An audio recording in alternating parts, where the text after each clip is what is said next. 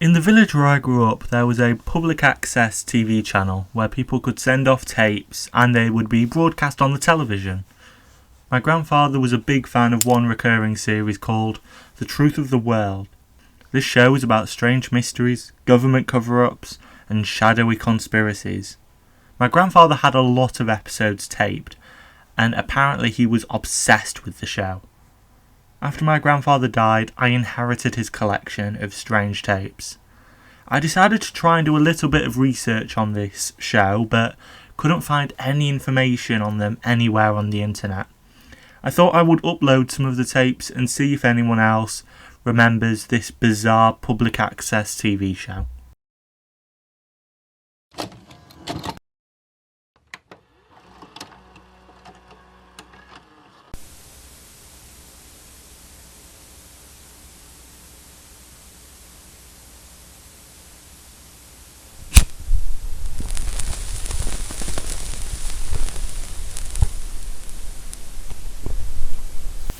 In 1974, a NASA telescope picked up visual sightings of a strange cylinder-shaped meteor hovering above the moon. As you can see by the image on screen, the cylinder looked to be made of a strange meat flesh-like substance. The object was of a monumental size, and NASA had been able to detect that the object was slowly moving towards the Earth. If it were to collide with our planet, it would cause a mass extinction event. The scientists at NASA immediately flung themselves into trying to work out what this strange object was. Was it a sign of alien life? Was it the corpse of some ungodly creature?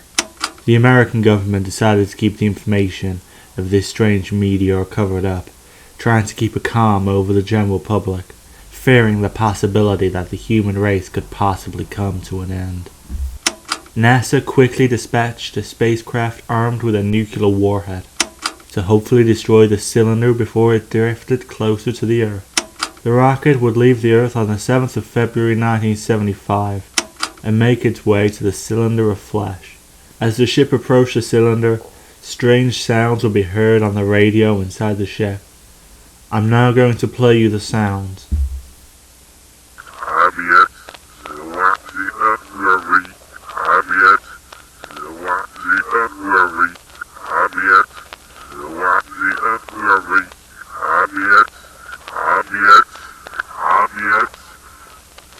Apparently, all of the astronauts on board felt a sense of immense paranoia, which increased as the ship drifted closer and closer to the cylinder.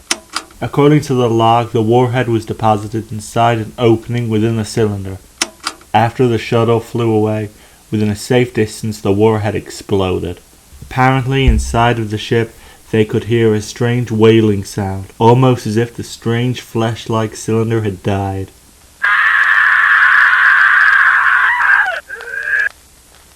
Despite the cylinder being destroyed, a few fragments drifted away. The largest of these fragments collided with the moon.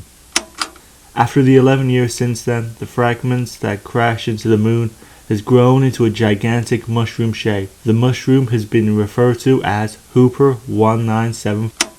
As for the other fragments, people are unsure of what happened to them. Some believe them to have drifted to Earth. Some believe they are still hovering in the cold, dark vacuum of space.